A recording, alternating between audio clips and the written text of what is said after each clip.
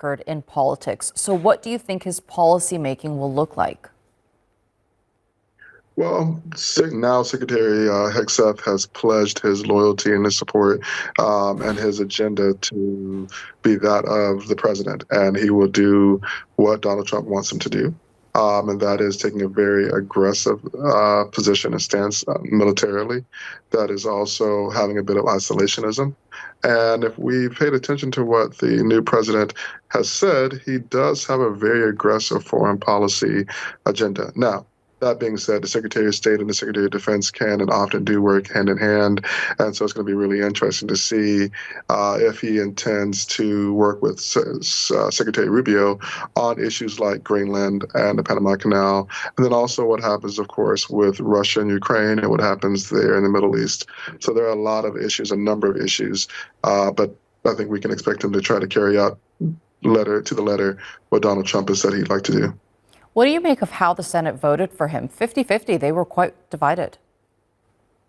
Absolutely. So I was not surprised that Senator Murkowski or Senator Collins voted against him. The big surprise was that Senator Mitch McConnell, the former Senate minority and / majority leader when Republicans were in charge, that he voted against it. And that was hugely symbolic. Listen, Senator McConnell and President Trump have been opposite of one another many times. In the immediate aftermath of January 6th, Senator McConnell, who was then the majority leader, was quite critical of Donald Trump. And then we've seen them butt heads a few different times. So I think this is one to watch. The fact that this was 50-50, the narrowest of margins, the narrowest possible margin, it says quite a bit about Pete Hegseth and that he does not have a mandate. But the reality is that he is the new secretary, and so it'll be interesting to see what happens. And of course, budget approval is going to be a big hurdle that he's going to have to overcome. How do you think this division is going to impact that process? Well, now that the confirmation process is over, I expect that Republicans will do what Republicans do, and that is generally support the Defense Department and vote for budgetary increases.